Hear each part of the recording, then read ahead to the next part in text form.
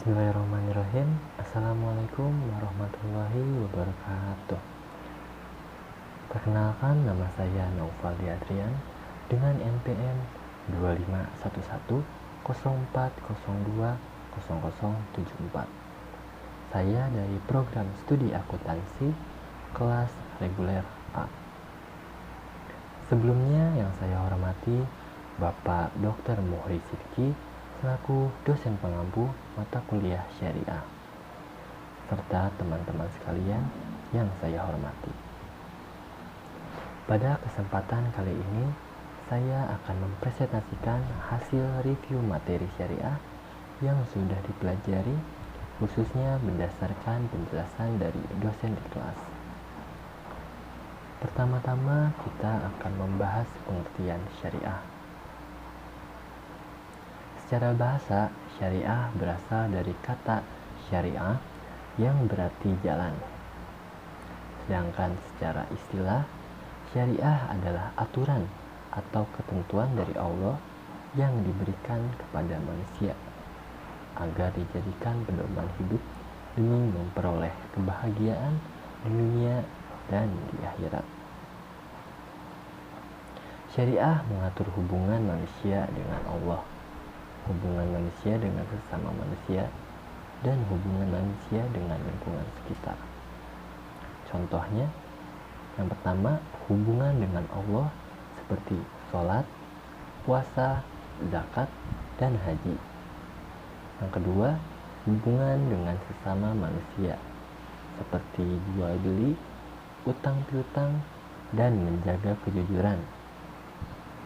Yang ketiga, ada hubungan dengan lingkungan, seperti menjaga kebersihan dan tidak merusak alam.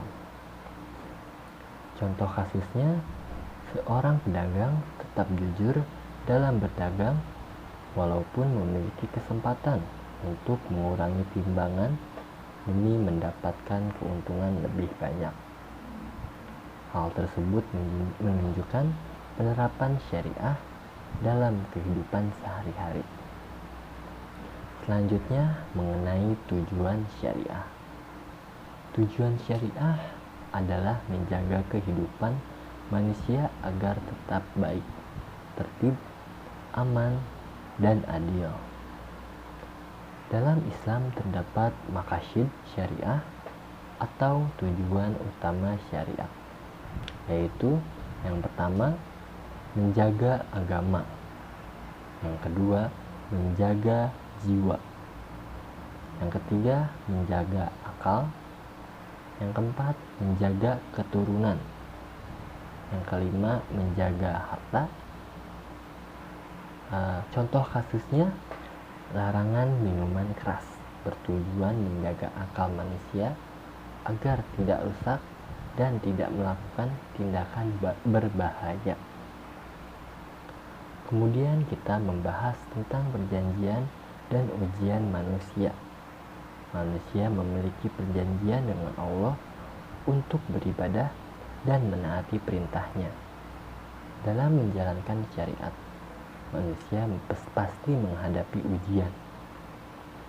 Beberapa ujian manusia dalam menjalankan syariat, yaitu yang pertama, orang yang susah diingatkan. Yang kedua, orang yang sedang jatuh cinta.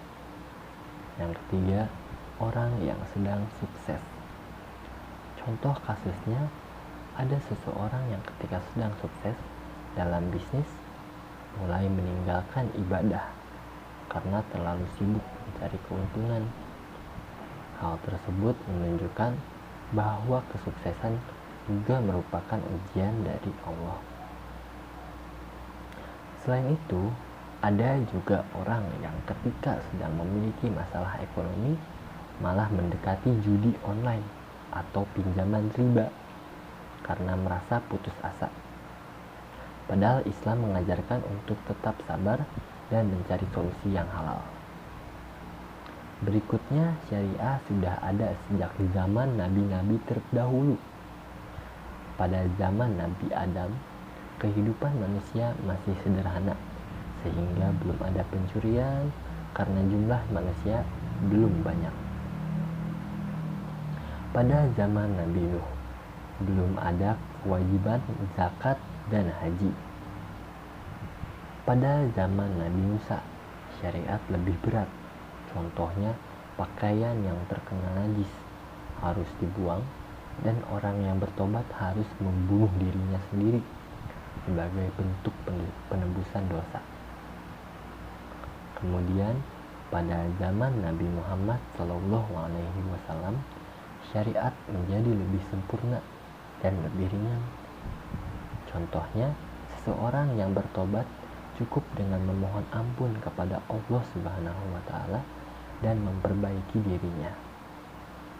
Hal ini menunjukkan bahwa Islam adalah agama yang memberikan kemudahan pada umat manusia. Selanjutnya mengenai istilah syariat. Syariat dibagi menjadi dua pengertian. Pertama, syariat sebagai agama, yaitu hukum Allah yang mutlak, benar, dan sempurna. Contohnya kewajiban sholat dan larangan riba. Kedua, syariat dalam bentuk fikih, yaitu hasil pemahaman manusia terhadap syariat. Karena fikih merupakan hasil pemikiran manusia, maka dapat terjadi perbedaan pendapat antar ulama. Contoh kasusnya, ada perbedaan pendapat mengenai kunut subuh. Sebagian ulama menganggap sunnah dan sebagian lainnya tidak mewajibkan. Walaupun berbeda, semuanya tetap bersumber dari dalil Islam. Masuk ke materi selanjutnya, yaitu sumber hukum Islam. Dalam Islam, hukum harus memiliki dasar yang jelas agar tidak menimbulkan ketidakadilan dan pendapat pribadi yang berlebihan. Contohnya seperti parkiran tanpa tarif resmi. Tukang parkir bisa meminta harga berbeda kepada setiap orang, sehingga membuat masyarakat merasa dirugikan. Karena itu, Islam memiliki sumber hukum yang jelas untuk dijadikan pedoman dalam kehidupan. Sumber hukum Islam terdiri dari yang pertama ada Al-Quran. Al-Quran adalah wahyu Allah yang diturunkan kepada Nabi Muhammad SAW melalui malaikat Jibril secara berangsur-angsur. Fungsi Al-Quran yaitu yang pertama sebagai pedoman hidup, yang kedua sebagai petunjuk kebenaran, yang ketiga sebagai pembeda antara yang benar dan salah. Contoh kasusnya, larangan mencuri dalam Al-Quran bertujuan menjaga keamanan dan hak milik orang lain. Kedua, sunnah atau hadis. Sunnah adalah segala sesuatu yang berasal dari Nabi Muhammad SAW, berupa ucapan, perbuatan, maupun persetujuan beliau.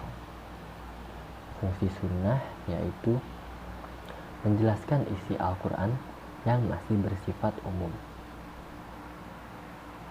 Contohnya, tata cara sholat dijelaskan secara rinci melalui sunnah Rasulullah SAW. Ketiga, ijma.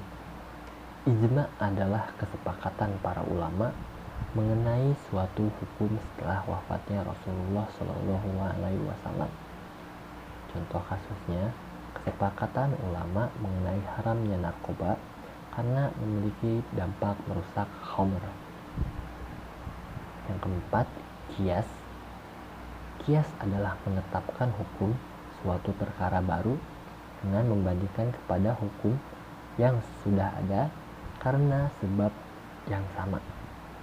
Contohnya, narkoba dikiaskan kepada khamr karena sama-sama memabukkan dan merusak akal. Selanjutnya mengenai muamalah. Muamalah adalah hubungan sosial antar manusia dalam kehidupan sehari-hari. Contoh muamalah, yang pertama jual beli, yang kedua utang piutang, yang ketiga gadai, yang keempat sewa menyewa, yang kelima kerja sama usaha. Dalam Islam, muamalah harus dilakukan secara jujur, adil, dan tidak merugikan pihak lain. Contoh kasusnya, penjual online harus memberikan barang sesuai deskripsi dan tidak menipu pembeli demi mendapatkan keuntungan. Berikutnya mengenai macam-macam hukum Islam. Yang pertama, wajib, yaitu harus dilakukan dan jika ditinggalkan berdosa. Contohnya, sholat 5 waktu dan puasa Ramadan. Yang kedua, sunnah, yaitu dianjurkan jika dilakukan mendapat pahala dan jika ditinggalkan tidak berdosa. Contohnya, sholat duha dan sedekah. Yang ketiga ada mubah, yaitu boleh dilakukan ataupun tidak dilakukan. Contohnya memilih makanan halal sesuai selera. Yang keempat makruh, yaitu sebaiknya ditinggalkan karena kurang baik. Contohnya makan sambil berdiri. Yang kelima ada haram. Haram yaitu dilarang keras dan jika dilakukan berdosa. Contohnya judi, riba, mencuri, dan korupsi. Contoh kasus hukum haram dalam kehidupan sekarang adalah praktik pinjaman online ilegal yang memberi bunga tinggi hingga merugikan masyarakat. Sebagai mahasiswa akuntansi, materi syariah juga sangat penting karena berkaitan dengan etika dan kejujuran dalam bekerja. Seorang akuntan harus bersikap jujur dalam membuat laporan keuangan dan tidak memanipulasi data demi keuntungan pribadi. Jika laporan keuangan dimanipulasi, maka hal tersebut termasuk perbuatan tidak jujur dan merugikan banyak pihak. Sebagai penutup, dapat disimpulkan bahwa syariah adalah aturan hidup dari Allah yang bertujuan mengatur manusia agar memperoleh kehidupan yang baik di dunia dan di akhirat. Syariah sudah ada sejak zaman nabi-nabi terdahulu dan disempurnakan pada masa Nabi Muhammad SAW. Syariah memiliki sumber hukum yang jelas, sehingga manusia memiliki pedoman dalam menjalankan kehidupan dengan benar, adil, dan bertanggung jawab. Mungkin itu saja yang dapat saya sampaikan. Mohon maaf apabila terdapat kekurangan dan kesalahan. Terima kasih atas perhatiannya. Wabillahi taufik wal hidayah. Wassalamualaikum warahmatullahi wabarakatuh.